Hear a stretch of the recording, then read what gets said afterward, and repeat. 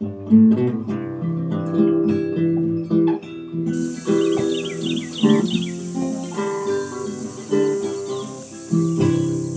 my bucolic life, the ugly city strife. Horses, chicks, and dogs, they are my neighbors. I cook and sew and spin, and move the horses into the barn. Then time to move them out again. Red barns, green pastures, beautiful white houses. The view I see each day when I arise. This life pleases me, as it is plain to see. I'm living my bucolic life.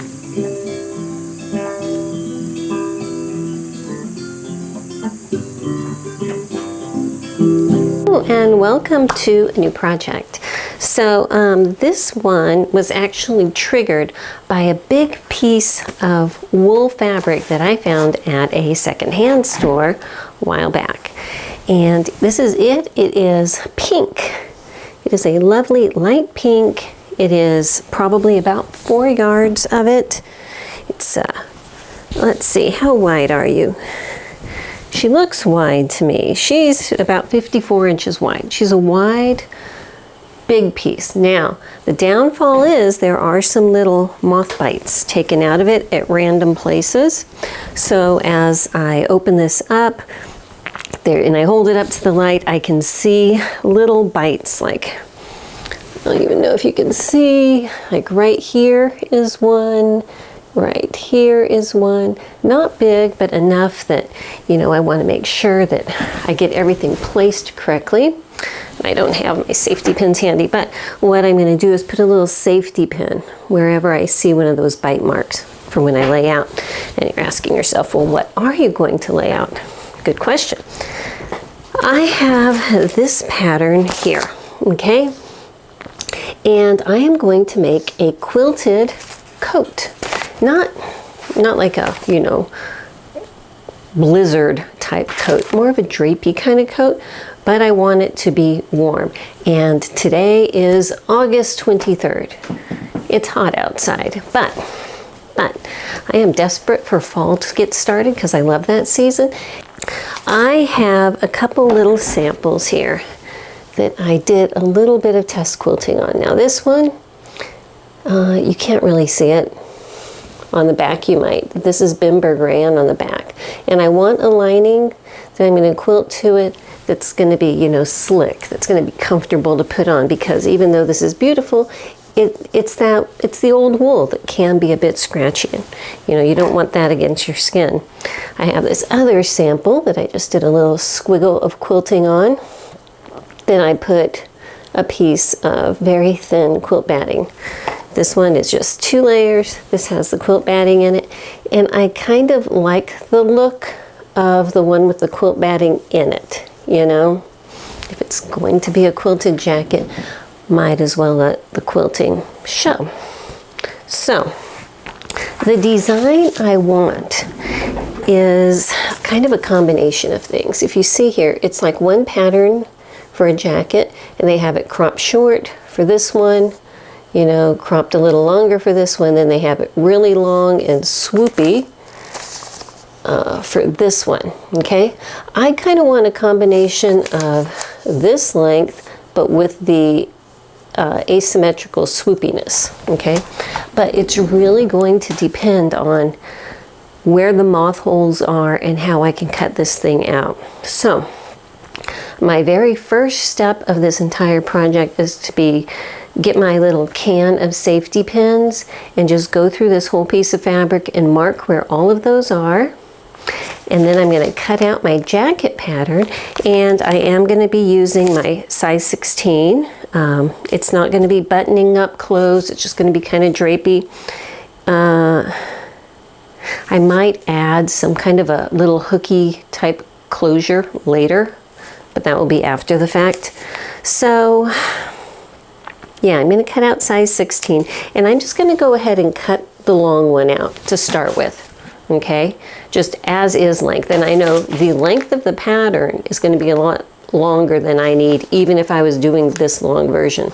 You know, their models and standard sizes are about 4 or 5 inches taller than I am. So, but just to get it roughly cut out so I can place it on my material. So I will be back in a little bit with safety pins all over my fabric, and we'll get started. Okay, a couple things. I want to show you the worst of my little moth bites. They're kind of clustered together, kind of in the very center of my fabric, which is not terrible because I have enough room on either side that I believe I can get my pieces cut out. But you can see, well, here's some more. This is a bad area here where there's a whole bunch of stuff, but then I have big sections, you know, where there's not a whole lot. And some of these moth bites, they don't go all the way through. They just weaken it, and I went ahead and marked everything, whether it went all the way through or not. But you can see here's a big chunk with nothing.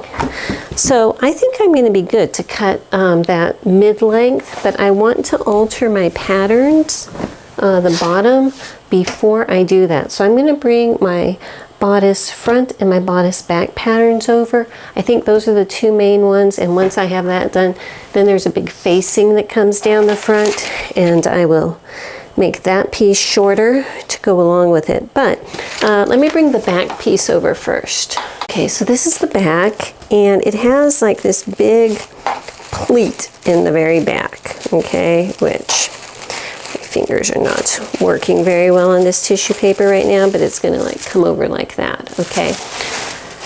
So this line way down here is the cut here for view B, which is that one that's supposed to hit, you know, right around knee level. So the first thing I'm going to do is go ahead and cut straight across at that view B. Okay.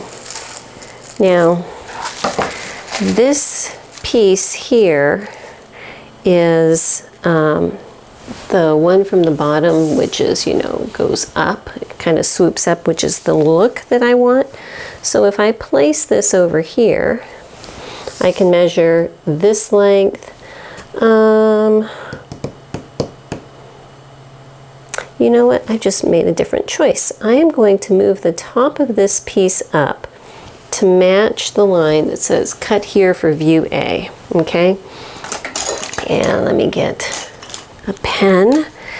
And over here, with this lined up at cut here for view A, I'm going to place this piece down below, and you can see it is about 1/2 inch above the cut here for view B line, which is close enough for me. All right, so then I'm going to move this side over, put it again up here at the matching the cut here for view A, and at about the 5/8 inch mark and over, I'm going to go ahead and make another line. All right, so now, you know, this is a lot wider, what I cut off, you know, so I can't just trace it, but I can use it as a guide. Actually, I'm going to place over here, can you even see that? This edge down here where this mark is, this edge up here where this mark is. Let's stick a weight on there to hold it, and then just kind of use that as a guide to draw a nice curved line here all the way up. Okay, so this is going to be my new cut line for my jacket. Okay, and this is the back piece again.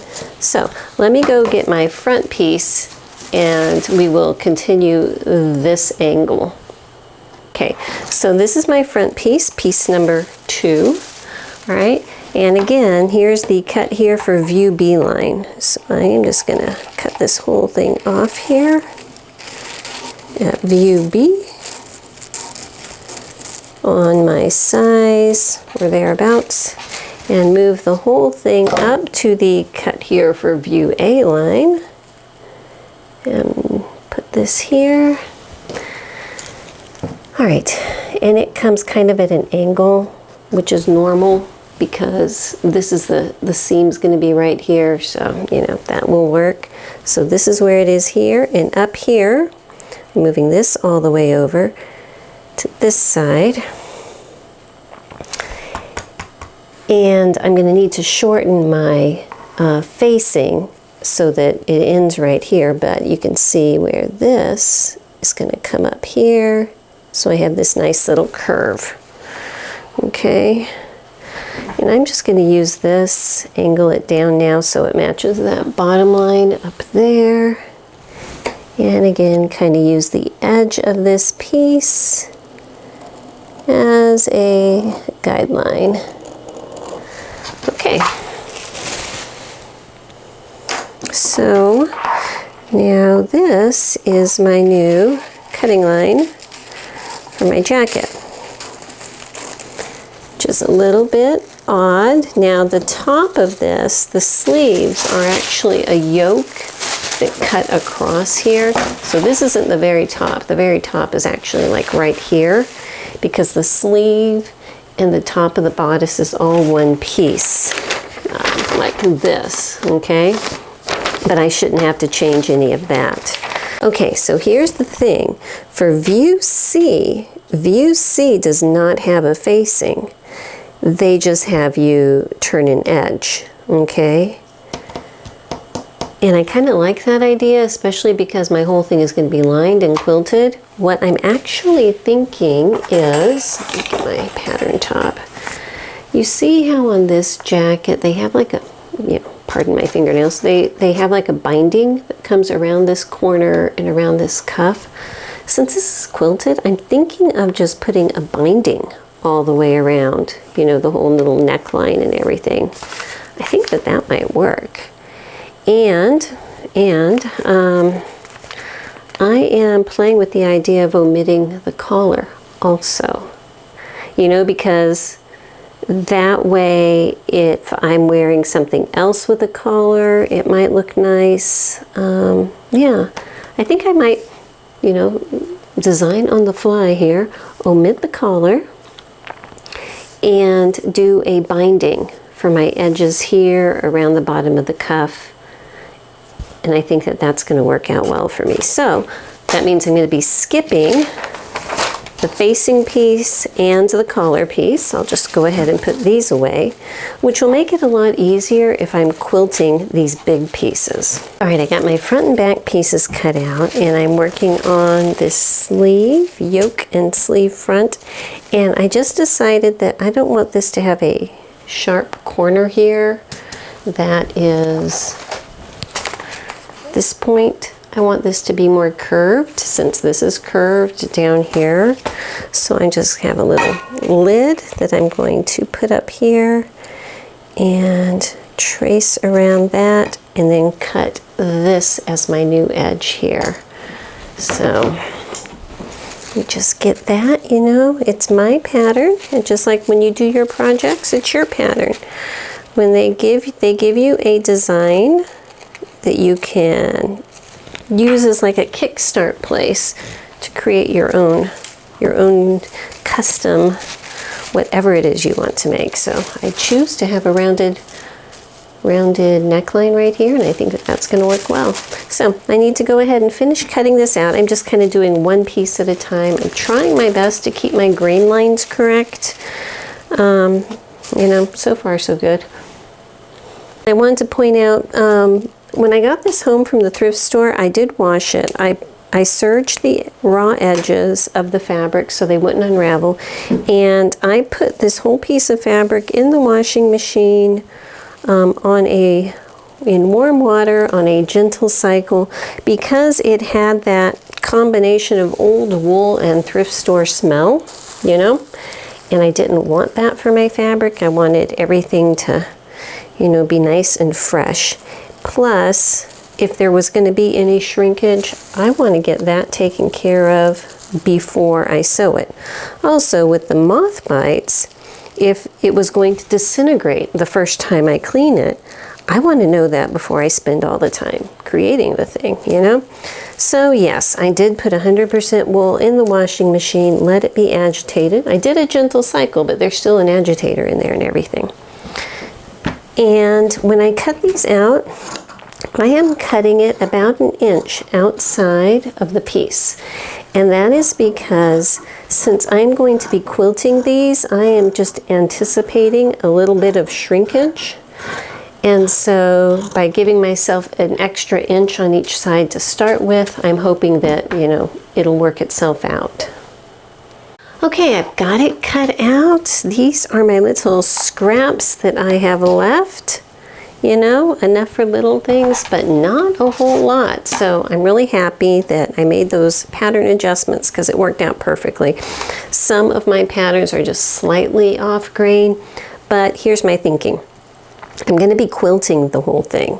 So if it's slightly off grain, it's not really going to make that much of a difference because the grain line really comes into play for the fabric drape, okay? So like if it's here, it might drape a little bit different than that. If the whole thing is quilted, it's going to be one very structured piece. So whether it is hanging this way or this way, the act of it being quilted, you know, 3 layers together is going to make it very solid no matter what. So, you know, that's my 2 cents on that. I think it's going to be fine. I'm just pulling all these safety pins out to put them away. I'm going to set my little wool scraps aside because sometimes, you know, having some wool scraps is a good thing. And get started getting my sandwiches together for my quilting. What I'm going to be doing is cutting a layer of quilt batting, and again I'm using fairly thin loft, low loft, whatever it's called. I don't know, I'm not a quilter, but I'm using this and some Bimberg rayon underneath. You know, this is nice and light and everything, so that's going to feel really good against my skin. So all the pieces that I cut out of my wool, I'm going to cut out of both of these layers also, and then sandwich them together. Oh, welcome back. It's actually been several days, and I've just kind of had my pieces sandwiched together up here. So as I get a moment and I can come up and do some quilting, I do. It's pretty therapeutic. And I started my quilting process over on Yolanda, my FAF 130. But she's too fast, and it worked. It was fine. Let me find the one I worked on with her. Okay, so this is what I did down here on Yolanda, and you can see, you know, I just 𝐥𝐢𝐤𝐞. I find 𝐥𝐢𝐤𝐞s therapeutic, and I did that on her. But her needle wants to move with the motor so fast that it was more stressful to me, and I love the therapeutic nature of the free motion quilting. So I switched back over to a treadle, which was my preferred quilting mechanism, because you kind of get a rhythm, and it's more like doodling with a pen on a treadle than, you know, with a motorized machine. You know, everyone has their own preferences. Mine is a treadle machine for quilting. So I set up Daria, my 15, my Singer 15 from 1895. And I got her all adjusted and everything. And I wanted just to give you a quick view. If you've never done free motion quilting on your machine, it's pretty easy to get it set up. And what I wanted to point out is it is not really necessary to be able to drop your feed dogs all the way. Now on my FAF and on a lot of my other machines, yeah, the feed dogs will drop. On that old 15, they will not. But all you need to do is set your stitch width or your stitch length to 0. So they just go up and down. They don't go forwards and backwards, and you're fine. You know, sometimes having that little bit of tooth is actually good. It's a good amount of tension almost to move your fabric against so that you're not sliding out of control. So I have a few different styles of quilting feet, darning feet, whatever you want to call them. But basically, whatever design you have, the idea is that when the needle bar goes up, pressure is released on the fabric so you can move it. And so you just kind of get used to moving your hands around as in the same amount of strain that you see the needle bar going up and down, okay? So I'll show you, I'll turn the camera over to my treadle machine, and just do a little bit of quilting so that you can see her. But I want to show you, it is turning out really nicely. I like the effect, you know. If this is my outside, you know, it's not a masterpiece, but it's fun. And then here is the inside, which is, because it is the Bember Grand, it's nice and soft. So it's definitely a different look than the front of the pattern envelope, which is a very sheer flowy thing. This is a lot more structured, but I still think it's going to work. So let me take you over to my treadle machine. Okay, so what I'm going to be doing, and what I usually do, is start in the middle of my piece, okay? So, you know, right about here is my middle. I start from there and work my way out, because I found if I start on the outside or something, I might end up with a pucker here or there, which is not fun. And I do use little quilting grippy gloves. They have these little rubber dots. Not 100% necessary, but for me, they help me move fabric around without really straining. Looks like I need to wash them too. So, again, if I start in the middle, and this is my darning foot, quilting foot, whatever you want to call it. It has a little lever over here that goes on top of the little screw that holds my needle clamp on. So when I put my presser foot down, and I turn it, when it comes back up, it's going to trigger this lever and the whole thing lifts up. I don't know if you can see it. But the first thing is I need to pull my bobbin thread up. So I made one little stitch and I'm pulling that thread up, and that's going to pull the bobbin thread from the bottom up. Okay, and I want to get this up here because otherwise it can get tangled on the quilting underneath, and that is no fun. Okay, so now I have both needle thread and bobbin threads up here. And what I do, you know, everyone does it differently. I take a couple stitches forwards and then a couple back. And then I can clip these over here. And I am ready to go. And I just start in a circle and work my way out. So, make a little loop. Little loops over here. I don't have any set pattern or rhyme or reason. I just kind of make a swirly little mess until it's about 3 inches around. And you can see I put pins, you know, about every 6 inches apart. There's a pin, just a little straight pin, just to hold it all together. So say I have my little starting point here, then I can just start working outwards from there, and so on and so forth. So now I'll probably just start heading from this direction down until I get all the way to the end. Then start up again. Probably I will start over on the edge. You know, say I have all of this quilted, I'll probably start up right about here and come back into the middle and then work out this way, you know. I'm just going to show you a little bit of this and then let you see however works for you, go for it. You might be into doing a specific design or something. It's totally up to you. It's your project.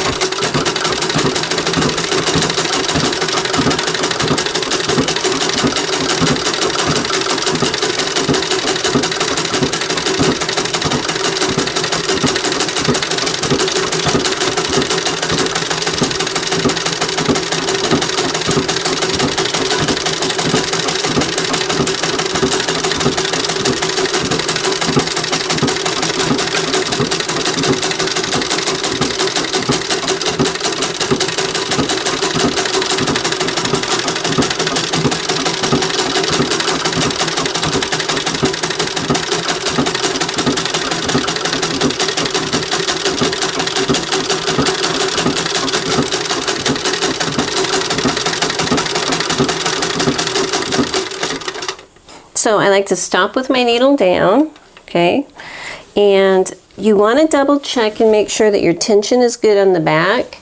If your tension is off, and it looks like I might even need to tighten it up just a hair, you're going to get little lines when you go around curves. So I'm just going to tighten that up just a hair.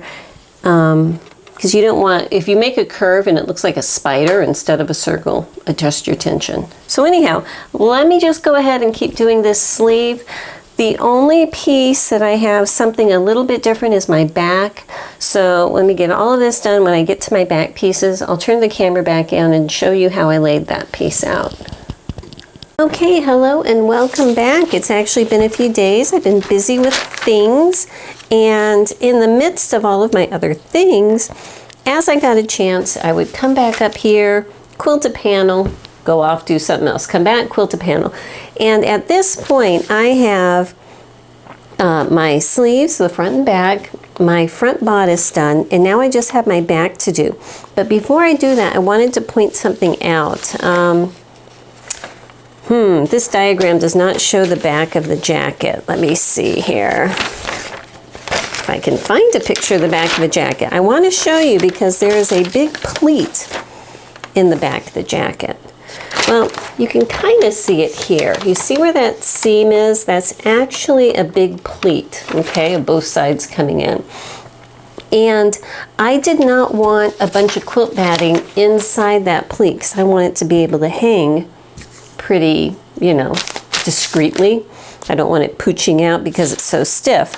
So what I've done, you can probably see right here is where that fold line for the pleat is going to be starting. Let me see if I can grab the pattern piece for it so you can see.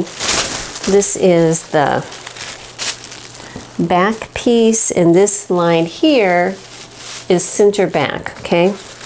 It's going to be folded along that line over like this, okay? So all of this from this point over, I am leaving with no batting. I will be quilting it, but it's just gonna be the wool and lining layer, not the batting layer. And because I cut this with my seam allowances, you know, about an inch bigger all the way around than the actual pattern piece, when I actually do come back to cut this out, I can just line this part up with where that batting is and then scooch it up or down or whatever that I need to make it work. But I wanted to point that out to you. So with that, I'm going to go ahead and quilt my two back pieces, and then all the quilting will be done. It will be ready to actually cut out the pieces in their intended size. I do still need to decide what I'm going to be doing for binding, and you probably notice I have this crazy fuchsia lining here, and I'm kind of toying with the idea of making bias tape out of this, but I haven't decided yet, so I will come to that soon. Let me go ahead and get these quilted. Over here at my ironing board, and after I got done cutting all those pieces out, I had enough scrap that I decided for my binding, I'm making it out of wool scraps. So I've got my little clip here, my little, what is this, 25 millimeters, it's about 2 inches wide of the fabric that I cut, and I pull it through and it makes a little folded edge for bias tape. So I just wanted to show you that is what I am planning to bind my edges, and you know, I don't want to steam up my camera by doing too much steam. But then I do have a piece of this left over from a past project, and my thought right now is that if this is my binding edge of layering, once I have the binding edge on, possibly layering this over it, you know? I'm not too sure, but I kind of like the look of it. It is very busy, but it is curly Q, and my quilting is curly Q, so you know, I'm kind of going with that idea. We'll see, I might change my mind and not do it later. But for right now, I am just gonna finish pressing my long strip. I pieced several little scraps together to make one long piece that I think is long enough. I guess we'll see. Okay, so looking at the instructions, what they're going to want you to do is start out with the fronts, the sleeve front, the yoke bodicey front. Ouch, just stabbed myself. But they're going to have you stay stitch. I'm going to skip the stay stitching because all of my quilting and everything I think is going to take care of this wanting to stretch out of shape. However, I have decided that I am going to serge around each one of these pieces. It's going to close this in, which is going to make it easier for binding. And the seam allowances that are just going to be loose here, those will be a lot neater. So the first thing I'm going to do is get my piece number 1, my front sleeve, and serge around it, both of them, and also my piece number 2, my bodice front. And I'll be right back. All right, so I've got everything serged, so I am just marking where these notches are. I don't want to be clipping into here, and you know, that is good enough. So now I've got that marked on both of my front pieces, and I need to grab my little sleeve pieces here and mark those same spots on this part here. Actually, it would be a good idea if I marked it on the wrong side, because that's the side I will be looking at. You know, that's not as good of an idea, but it will work. Let me go ahead and get these taken apart and we can attach them to the fronts. Okay, so I want to make sure we're putting the right sleeve on the right side. So this is my center here. This is my center here. You know, there's my rounded neckline I made a while back. So this is what it looks like, and I'm just going to flip this one over, match up the first notch up here, very thick, match up the second notch down here, which this side here matches up then. And then this part in the middle, I may end up having to make some clips so that that will flex and lay nicely. Do they show you that? Yeah, they do show you that on this sleeve part, making some clips. I'd rather not if I can get away with it, but no, I think I'm going to need to, just, you know, for the sake of everything laying nicely. Or maybe not. Or maybe not. Well, let me put one pin in the middle here and flip this around. Here are my scissors. On this side, I'm just going to cut 2 little, about 1/4 inch deep clips, and the same over here. Just enough so that it can flex a wee bit, you know, so that way I can pull this sleeve part up a little bit. You can see those little clips are going to let it flex so that when I go to sew this, I can lay it nice and flat. And I'll do the same up here. And then I will stitch this at 5/8 of an inch. And I believe we just sew it once. No, we sew it twice. Okay. So I'm going to sew it once at 5/8 of an inch and then come up into the seam allowance and sew it again. I think they say a 1/4 inch difference, which would make the second row at about a 3/8 inch seam allowance. I think as long as you're in that neighborhood, you're okay. It doesn't have to be totally precise, because that is one just for reinforcement and to keep things from, you know, fraying. Now what they're going to want is, I'm guessing what they're going to want is for you to trim it. I should look. Yes, they are going to ask you to trim next to that second row of stitching. I'm going to try not to. Once I stitch it, I'll see how flat this is laying, and we'll just make that judgment call then. Okay, I've got both rows of stitching put in here, okay, and the seam allowance goes up, so up this way. Now, I can't really iron this because it's polyester batting in here, and if I really press it and iron it, I'm just going to fuse all my batting, which will basically make stiff interfacing, and we don't want that. So, I don't know why my iron is off. What I'm going to do is pretend I'm shooting a bunch of steam on here, because, you know, my iron's heating up now. Once I have all the steam on, without actually touching the iron onto my fabric, I'll come back with my little piece of wood and rock that on there. Here it goes. And so hopefully, that will be enough to make this kind of want to lay right and behave itself. So now it's kind of moist. Just hold this. I'm not like super hard, but just enough to let it know that that's what I want it to do, you know, and then come down here and do it one more time. Down here at this little underarm area. My little block. Move my steam away from the lens. Sorry about that. And right here, you know what I'm doing. So this is basically how I'm going to handle pressing all of the seams on this little jacket, just because you don't want to fuse anything together underneath there. Okay, so that's what it's looking like. I think it's kind of fun in a swirly whirly kind of way, you know. I'm going to go ahead and stick these over on my dress form just to hold tight, and we're going to get the back pieces out now.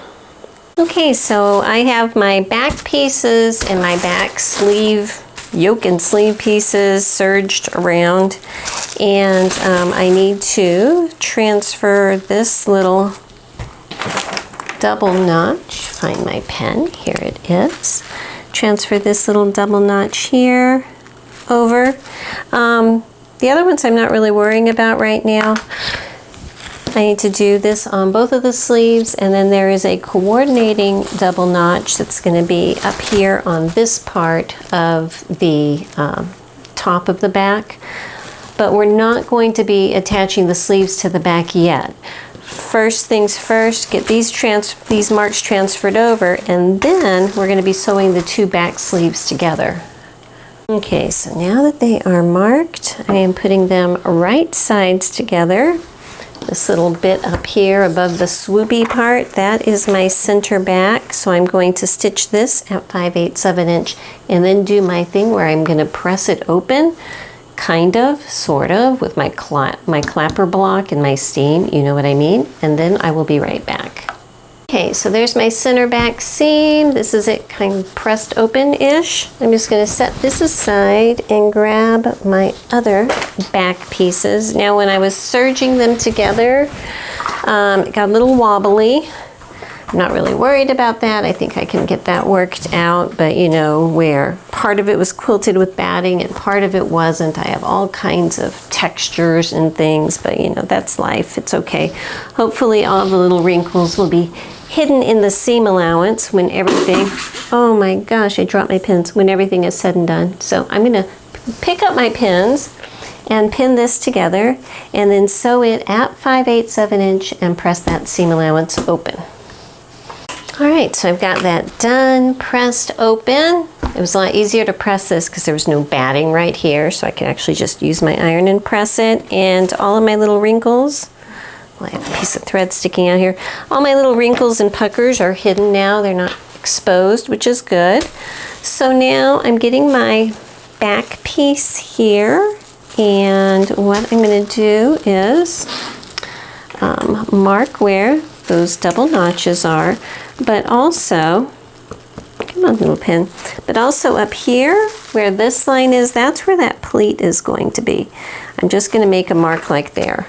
So from this arrow pointing over is just over 2.5 inches, about 2 5/8 of an inch, okay? So I'm going to remember that. I'm not actually going to mark it right now, because I can kind of see where my batting ends, you know, and I did pretty good. I'm pretty accurate here. I believe it is before I stitch. No. What they actually want you to do, interesting, is I was just going to fold over and make pleats, but they want you to make it this way. So where this little line is, I'm going to transfer that line to the outside here. Okay, I'm going to stick a pin, but more importantly, I want to make sure that it's just along the edge of where my batting is, and it is. All right, now they're going to want you to stitch it all the way down. Here it is. To baste it that 2 5/8 inches, but then also baste it the rest of the way down. I'm only going to stitch it to this point and then just press it freehand the rest of the way down, but this is all I'm stitching up here. So from this point, I'm going to draw a little line, making sure that I'm following where my edge of my batting is, which is right about there. 2 5/8 inches, which is right about to here. Okay, so I'm going to make that little stitching line right here, and then I will be back and I'll show you how I'm going to press that. Alright, so I've got that stitched right there. So I'm just going to pull it open so that the back seam allowance matches that front. Okay, and I'm just going to lay that down because at this point I am only pressing up here. I'm not going to worry about all of this down below it yet. I will do that later. Okay, again, I'm going to kind of do my hover and steam thing here, and put the block thing here, and I'm going to use some clips. So let me get my little jar of clips here and put those across the top, just holding this whole little area. There you go, up even with the edge at the top here. Okay, and with that, I'm going to go ahead and go back to my machine and just at about a 1/4 inch seam allowance, just do a line of stitching right across the top there to hold that nice and flat. Okay, so I got this, just a line of stitching to hold it up there, and I got back to my table with my 3 little clips I used, and I am just kind of folding this where that edge of the quilt batting is and putting clips along that edge just so it can kind of get used to whatever position this is. And after the next couple steps, I will do my steam and clapper kind of thing right here, but for right now I think that that's okay just to kind of hold it in place. My work table is very cluttered right now. It's driving me nuts. Okay, so now that that is done, it's time to go ahead and sew the sleeves onto the top. So it's going to be very similar to what we did on the front, except for instead of just one at a time, we're doing both at a time. Okay, so this is its final resting position like that. So I'm going to go ahead and flip it upside down, match up this seam allowance. Do you see how many layers I have going on right here? Oh my goodness. That's a lot of layers. 1, 2, 3, 4, 5, 6 layers of 2 layers. That's a lot of layers. Anyway, I'm glad I am using Yolanda, my faff, to sew this together. I'm going to match up these double notches down here and the sides, and then we'll deal with all of this. So just like the front, to make it so that this is going to curve easy so it's easier to stitch, on the sleeve side, every about 1.5 inches, I'm making a little clip about a 1/4 inch deep, okay? And that's going to allow the sleeve side to flex a lot more so that I can match it up to this bodice side here and stitch it. So I'm going to do this over here too and sew this just like the front twice, once at 5/8 of an inch, once, you know, about 1/8 to a 1/4 inch in from there. So I'll have 2 rows of stitching when I'm done.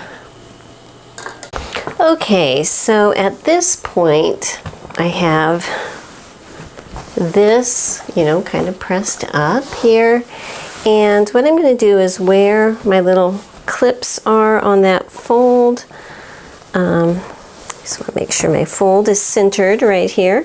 I'm just going to try to bring that to where the seam is in the middle here, like so, and press it-ishness, you know, again doing my hovering and just pressing it with my hand just to work in that fold there.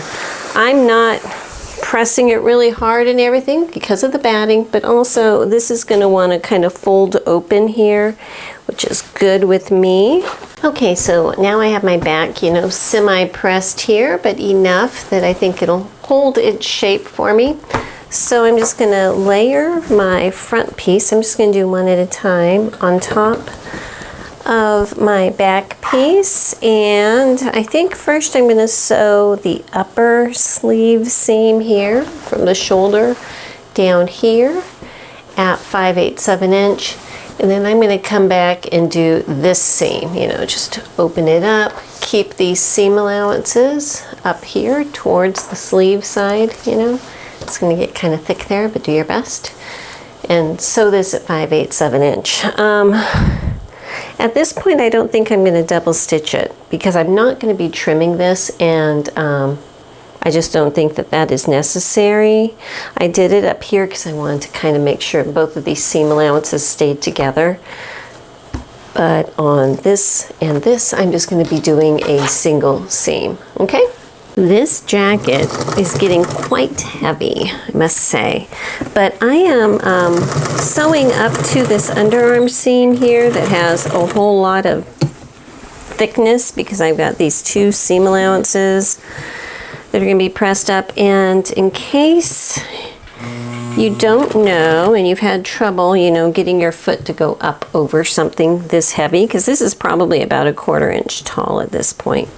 What I do is I get close to it, put my needle down, raise my presser foot up, and then grab this little thing. I think it's actually made for sewing shanks, longer shanks on buttons. It's a point turner, it's a ruler, it's a multi-purpose tool. What I use it for is I slip it underneath my little presser foot and then put my presser foot down, and that raises it up. So then I can just go straight onto my seam allowance over here where it's very thick, and then raise up my presser foot again while I'm still on top of it. Shift this whole thing, put that little thing in the front, put my presser foot back down, sew straight off of it until I'm pretty much clear, raise my presser foot again, pull it out, and then when I lower it, I'm back down to regular level. And that way my stitches stay pretty consistent. Okay, but this is pretty thick and everything, so I just thought I would show you that. You don't need this. You can use a piece of cardboard, you can use whatever, but just having something to boost up your presser foot when you're going over a thick spot really, really helps. Okay, so I just put this on here. Look at her. She's just like, she has a life of her own. I am hoping once I press these seam allowances, it'll want to lay flat and not just, you know, do that. But you get an idea of the size and the, you know, back and everything. I've got a lot of weight going on here between all the quilting and all of the wool and everything. Yeah, I'm sure that once I iron these so that the seam allowances are nice and flat, it'll drape better. I just wanted to pop it on here so you could see. I think she's hilarious. Now I'm going to go totally off script from the directions now and just start working on my edging, which is going to be, let me grab it over here, which is going to be a combination of my tape that I made and hopefully that little braid. I don't know if you can even see it, but I think it's kind of fun. I think the next step though is going to be to press it. Press this seam, you know, make it nice, make it pretty. And then we'll get started on the edge. The last thing I'm going to do is actually the sleeves, because I don't know if I'm going to have enough of what, and that's going to, you know, determine if I'm just going to hem these or if I'm going to bind these. So she's falling off here. Let me go ahead and take her down and we'll get started with this section. All right, I have my tape pinned on. What I did is just opened up one of the sides. You know, here's the other side. Of course, this is the right side of my jacket.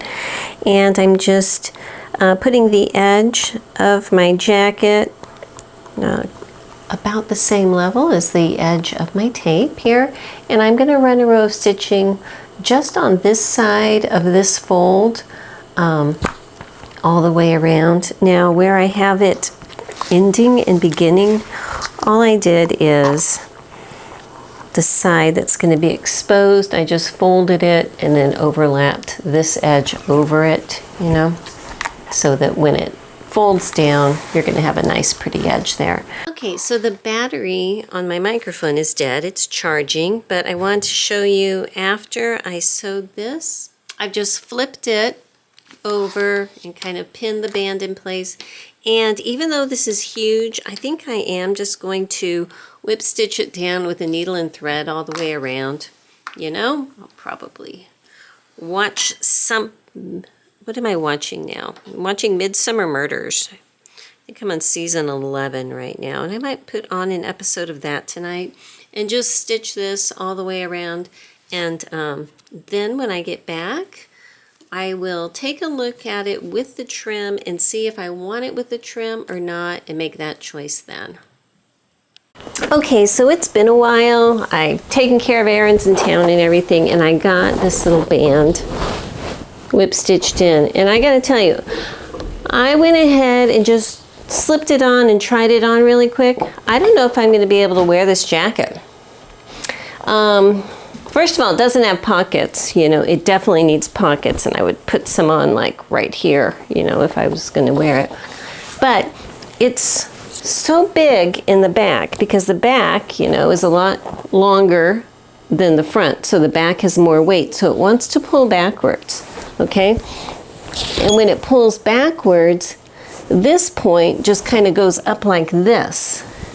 And I can pull it back down and everything, but it wants to do that. And the other thing is, right now I kind of have it pinned together here. And that's because I was trying to figure out what to do because the whole thing kind of sets out like a big cone. Here, I'll pull it out so you can see. It's not terrible, and I have seen some fashion garments lately that have this big, you know, broad shape on it and everything. But I'm not a big fan. So as a way of countering that, I was thinking, well, what if I kept this closed up to like this point and it's more open, kind of like tuxedo tails? So that's why I have this down here. But it's just not really comfortable. I think that the whole deal, what really sets it off for me is this. These, and I rounded them. If they were pointy, it would even be worse. But that wants to come up, and it just wants to hit you like right here. I mean, I could try to slope it out so it's more like a V-neck coming in, but I think that would just encourage it to fall back even more. You know what I mean? I don't know. This may be one of those things that it turns into a, well, it was worth a shot. I only have a couple dollars into the fabric, and you know, we learned some things about quilting garments. So I can think of it that way because it's a little too much right now. So this is my other thought. You know, the stiffness is one thing. When I cut out the fabric, I did pre-wash the wool, okay? I washed it in my washing machine, lightly tumbled it. It was still moist when I took it out, and then hung it up to dry. I'm thinking, after I band, you know, the edges of the cuffs here in the same way, I'm thinking of running the entire thing through the washer and let it tumble dry and see if that just shrinks it a little bit or softens it a little bit or something. Let it do its magic on it, because the way it is right now, it's just not good. I do think if I am to keep it, I'm going to close this up to about waist level, because I don't like the big, you know, walking traffic cone kind of look. So yeah, that's my plan right now. So I had enough of my bias tape stuff that I just have it pinned on here, but I'm going to go ahead and sew that on, you know, and whip stitch it on. And then I'm going to put this in my washer and dryer just to see what happens. You know, at this point, nothing lost. And then we'll take it from there, okay? So probably won't be until late tomorrow before all of that process is done, so we'll see what it looks like then. Okay, so welcome to the next day. I ran this jacket through the washer on warm with a towel, and then I put them both in my tumble dryer, and I let it go until she was dry. And I half expected her to be just a shrunken up mess when I pulled it out, but she's not. She's actually hanging a lot better. She's a lot softer. I'm thinking I might wash her one more time actually. But because she is behaving so much better at this point, I'm going to go ahead and move forward with taking a couple extra steps to see what I can do to make this jacket more hospitable to me. And one of those things is definitely putting in pockets. So I'm going to stick a pocket on this side and that side right here. And instead of doing a patch pocket on the front, I think that would, distract. I don't want to stick one in on the side. I'm going to do a welted pocket, since this is just basically a thick single layer. I think that that's going to be good. So I'll use the lining fabric on the inside. And I might even have the lining fabric peek through. I haven't decided yet. I have enough of the wool. It would be classier if I used the wool to make the welting. But what I'm going to do is have a welted opening kind of on a diagonal like this on both sides, and then on the inside have the pocket itself, and I'm going to attach the pocket by hand to the inside of the jacket just so it's not like hanging out, because that's not really cool. And then once I have that, I'm going to decide if I'm going to put a closure on here and if I'm going to close up this vent more. But I hope you can see that it's actually hanging a lot flatter. And I know I had it pinned last night when I was showing you, but it was like seriously like a traffic cone, and now she's not. So you know what? I'm going to put the welted pocket in first, and then I think I'm going to run her through the wash again, as is, and then we're going to try it on. Just because now I can see that using the washing machine isn't going to hurt her in any way, and loosening up these fibers or relaxing things. And I think that when you wash an old quilt after it's been quilted, it kind of puckers up and becomes more comfy. That's kind of like what happened here. It's become more soft and comfy, So that's my plan. Let me go ahead, put this down on the table. I'll show you where I'm going to mark those pockets and how I'm going to do it. Okay, so the first thing I did was try this on really quick and put my hand on my jacket and marked where it would be a comfortable place to be able to slip my hand in and how wide I wanted it. And that's what these two pins are marking. So what I'm going to do is connect the dots really quick on this side with these two pins this way, and then lining up my ruler here, make a 90-degree angle going across, about 1/2 inch on each side. And once I get this on, I'm going to have to do some measuring and make sure that I draw one exactly the same placement on the opposite side, because nothing is worse than going through all of the effort to make a really lovely welted pocket and have them not be symmetrical, because that's terrible. Let me start it out this way. I am just going to layer these two on top of each other. I'm matching up where this seam is up here. And I'm going to kind of put a pin there to hold these two sides together.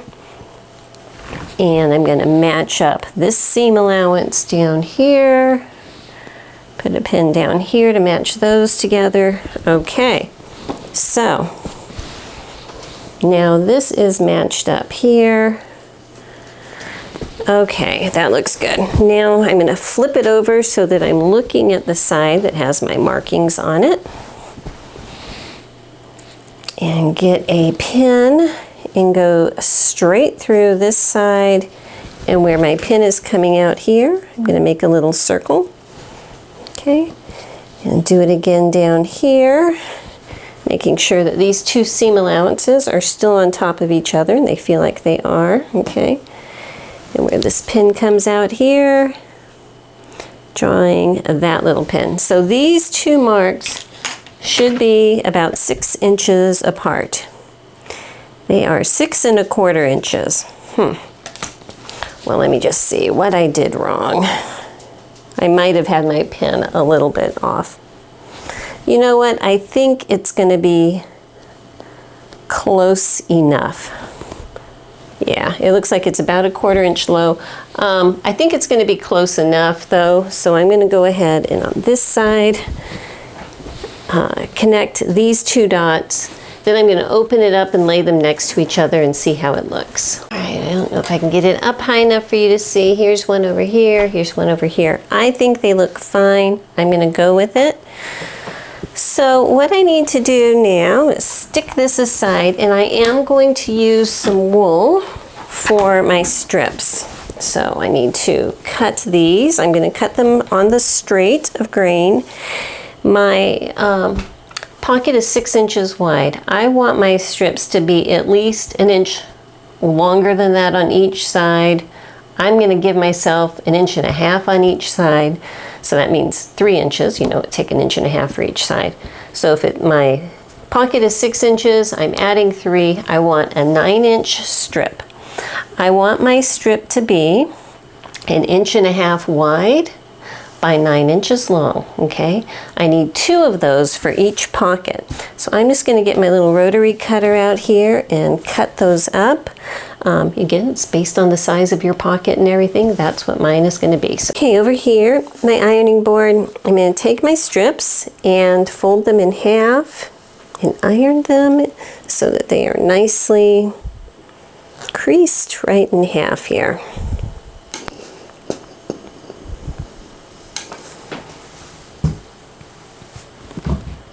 Okay, and I'm going to get one of my strips that I ironed before that's not warm, because we're using a heat erasable pin on a warm piece of fabric doesn't work well. Oh, and honestly, if you don't want to cut yours on the straight, or you can't cut it on the straight, or you want one that has a design that's on the bias, you can do that, you know. But I would say if you're going to use something on the bias, or, you know, anywhere in between, that you make sure that you put some lightweight interfacing in here, just to make sure it doesn't want to stretch out of shape. So the next thing I'm going to be doing is putting a row of stitching at 1/4 inch. And just because the machine I'm using does not have an actual 1/4 inch guide on it, I'm just going to draw my little line. I don't think there's anything wrong with that. Okay, so I'm just going to make this seam straight down here, a straight stitch at 1/4 inch all the way down. So this is the folded side, this is the loose side, okay? I'm going to go ahead and do that for all 4 strips.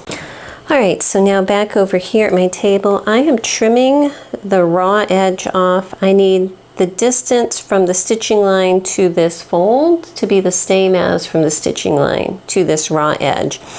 And for me, it looks like I need to trim off, you know, somewhere between a 1/16 of an inch and an 1/8 of an inch, because honestly, my folds and my stitching was not, you know, spot on laser perfect, but it's close enough for a quilted jacket, if you know what I mean. Okay, so now I'm going to get 2 of my little pieces here, and I'm going to put them over my pocket, you know, with about 1.5 inches sticking out of each side. I can see the lines here where the end of my pocket is. And I'm putting the raw edges, the folded edges outside the raw edges, I'm lining up with that center line that I drew. And I'm just going to put a couple pins here real quick to hold it in place. Now, I need to make sure when I put this one still with the raw edges together, so let me put some pins in the middle here to hold them on. Then I'm going to flip my jacket over and pin the welts onto the other side. Okay, I've just made the executive decision on this that I do not want to baste it, but I do need to get the mark where this edge here is. I need to get that marked onto my welts here. So just going to carry that over. Okay, so I have that marked on the top here now, and I need to do that on both sides.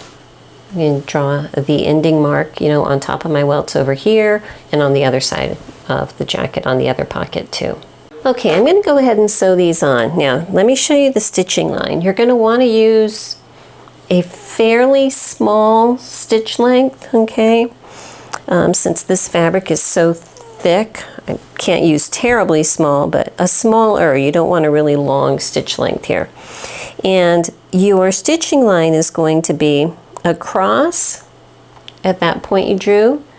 You're using your stitching line here as your stitching line guide. You're going to follow that all the way up here, come back across here, and then come all the way back down this way. So it's going to be a big rectangle like that, okay? The ends are going to be free. The folds are going to be still on the outside, the raw edges on the inside. So let me go back to my machine and make those 2 rectangle stitches on both pockets. Okay, I've got that done. Now I can tell you, if you're going to be putting pockets on your coat, do it before you have made your coat up. It's a whole lot easier to manipulate flipping around just a single piece than an entire coat, a big, thick, fluffy coat underneath the harp of your sewing machine. So, you know, if you're going to do it while it's still a separate front piece. If you can, if not, you know, things happen. I just lightly shot some steam at this, trying to erase my lines. I didn't want to really iron it, and it lightened them all up. There might be a trace, but when I flip this right side out, you'll be able to see it. So I can iron it then, or steam it better then. So this is the wrong side here. You can kind of see my rectangle. What I'm going to want to do is cut open this rectangle. I want to put a mark here 1/2 inch from each side, right there, and draw a line. If my rectangle is, well, a little more than 5/8 of an inch, I want it to draw a line down the middle of my rectangle like this. And then at this point, 1/2 inch from the edge, I'm going to draw some little diagonals to these corners, okay? So I need to cut this right here, and then at that point, cut like that on each side. Okay, so once you get it started, I'm kind of going to flip these out of the way here with this hand as I go, but don't want to cut my fingers, you know. All the way down here. I keep wanting to stab myself. Well, I don't want to, but I keep almost stabbing myself. And then up here, close to, but not through that stitching line, all right, on both sides here. Again, I don't want to clip through my little welts, so I'm going to try to move those out of the way, like so, and do this on both sides of both of my pockets. I just realized I messed up. I was not supposed to stitch across here. I was just supposed to stitch up to that point. So what I'm going to do is just pick these stitches out. Honestly, it doesn't hurt anything because it really defines where this corner is, but you'll see when I go to turn it, you're going to need to pull these stitches out in order to flip it. And because, you know, life happens, I'm just going to pluck out a couple of these little stitches right here to loosen up this side. I have already sliced it open. Okay, I'm going to do that on both sides so that these come open. And I might have to reinforce this so it doesn't peel back, but you know what I mean. So when you do it, only go up to that point. Don't cut across yet. So to fix my issue, just with a needle and thread, I'm just tying a few little reinforcement knots at each corner so that it'll be okay for me to go ahead and to flip it. Okay, so at this point, I'm going to turn it so that the little, well, it might be easier to see from this side actually. Okay, so I'm just going to pull the raw edges of this in pulling these little guys out here. This is very, very thick right here, so you know that's going to be something. Okay, so my folded edges should now be together at the center of the opening, and I should, with this one, have both of these raw edges out. You know what I'm going to do is open this little quilted area up, and with pinking shears, where are you, pinking shears? Here you are. I'm going to come in here and pink this layer.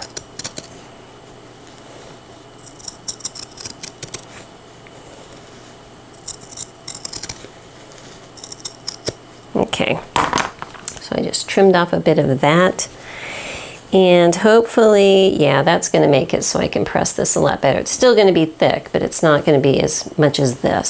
So I'm going to be doing this to both. Pretend what I'm doing for this pocket, I'm doing for the other side and the other pocket too. All right, so at this point, I have both of my pockets pressed, and what I'm going to do is just kind of loosely baste the folded edges here together, just to keep them nice. It's trying to do this at an odd angle here, just to keep them together and everything while I'm working on the pocket. It's going to keep the opening closed and everything, so nothing gets distorted while I get the pocket part sewn on. So let me go ahead and get this whip stitch closed in my loose way, and then we're going to cut out some pocket pieces that are going to go kind of this direction. So measuring from the top up here, which is where my pink one is going to be, from this point down to say 6 inches, I think would be a nice size pocket. So if I move that over here, seeing where that 6-inch point would land, and yeah, that's still, you know, inside the boundary area. So I think that's okay. So I'm going to go ahead and cut 2 6-inch by 6-inch squares for each one of my pockets, and if I have enough of my pink fabric. If not, I'll cut one of lining and one of wool. Let me see what I have over there still. Okay, I actually ended up cutting 2 strips that were 6 inches wide and about 11 inches long. It just fit with my scraps, so that's what I'm doing. So I'm basically going to use it with a folded edge for the bottom of my pocket. And is this the perfect and best way to do welted pockets? Always, always? Absolutely not. But is it the way I'm doing right now? Yes, it is. So take it with what you will, okay? The way that I'm going to do this is, first of all, I'm going to be cutting off some of this extra over here. I'm going to use my little pinking shears to trim that. So the little pinked area might show a little bit. That's okay with me. I guess technically I could have made my pocket piece a little bit wider. Instead of 6 inches, made it like 7, and it would cover that, but I'm not going to stress about it. So I'm going to be doing this actually by hand. And what I'm going to do is put the bottom one on first. I'm laying it so that I have serged all the way around my pocket piece, as you can see. And I'm just going to pin it here. Now, if I was feeling very confident, I could stitch this from the outside, maybe with my machine, but I am not feeling that confident. So what I'm going to do is just stitch it on by hand all the way across right here first. Then I'm going to fold this up and stitch the top part and then the sides, you know. But first, starting out just right here. Okay, I've been just sitting here sewing along, and I was thinking, oh my goodness, I forgot where I was last time I videoed, so I wanted to show you. What I've done is, first I stitched the bottom on, and I'm doing all of this by hand, just kind of a combination of whip stitches and back stitches, okay? So I connected this bottom one on here, then folded the entire thing over and connected the top one, okay? And you can kind of see my little stitches up there. Then with this connected and that, just kind of smoothing it out and pinning down the sides, the bottom, and pinning, move this up here, back over the side. And then I am just running stitches, starting up here, down, over and up. Now I have finished the other side here, and the way I'm doing it, it's pretty much invisible. From the outside, sometimes you can see a little bit of pull. You know, if I was to stick my hand in the pocket, you can see a little bit of pull. Let me raise you up here. Okay, so this is what it looks like from the outside now. I've opened up all of my little basting threads, so when my pocket is pulled open, it's still a wool color inside, but it's plenty big enough to stick my hand into. Okay, so I like that look. I'm going to finish getting this stitched on. And you can see here that it is attached all the way around, so it's not going to be flopping out, so I like that. And I think that's it. I'm not going to be putting any extra trim on here. I held it up on there and it was kind of distracting, so I've just put that away for another project, another day. I'm going to finish this up and we're going to call it good.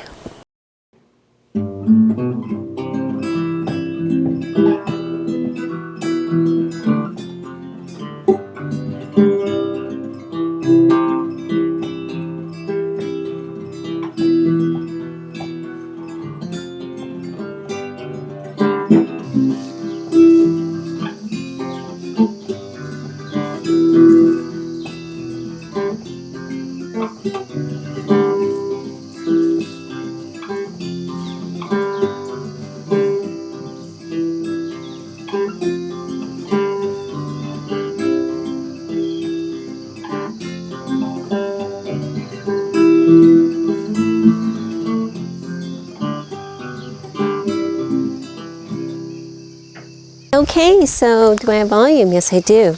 Here we go. I think it's cute. It's cute. And I think that having the pockets is a must because, well, first of all, you want something to do with your hands. But keeping my hands in the pocket is keeping this front wanting to come down, you know? And you can kind of see in the back how it's a lot longer. It's actually, even shortening it the way I did, it's just below my knees in the back, you know, and up here in the front it's shorter. It's kind of fun. This actually could be a fun project if you have like a worn out quilt, you know, something that you wouldn't, you know, feel tragic cutting into. It might give you an idea to cut into that and make a garment out of it. Not necessarily this pattern itself, although the more I wear it, the more I like it, you know. But any other kind of project that doesn't have a lot of gathers or a lot of pleats, I think is a good thing to make out of a quilted fabric. So anyhow, we learned a lot, and I got to use this wool, which with all the moth holes it started out, and the moth holes, even in the places where there wasn't moth holes, because it was an older fabric, I was afraid that it might not be quite as strong as a newer fabric and everything. I think that by quilting it, it just reinforces everything. So there you go. As far as the pattern itself, it's comfortable. You know, I had plenty of room in the sleeves to move around. The shoulders, everything fits, I think, as it should. But I think that all of my issues that I had were a lot to do with the weight and structure of the quilted fabric that I'm using. Now, the pattern, remember, it had a very squared off edges here, whereas I rounded them. And I still think rounding it was the better option for me. I think that it goes with the flow a lot better.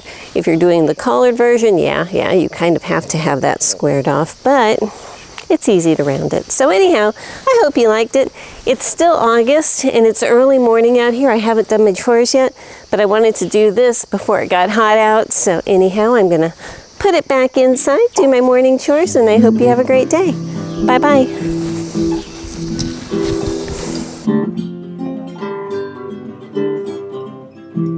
Living my bucolic life, free of the city strife.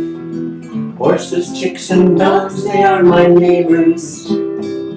I cook and sew and spin, and move the horses into the barn. Then time to move them out again. Red barns, green pastures, beautiful white houses. The view I see each day when I arise.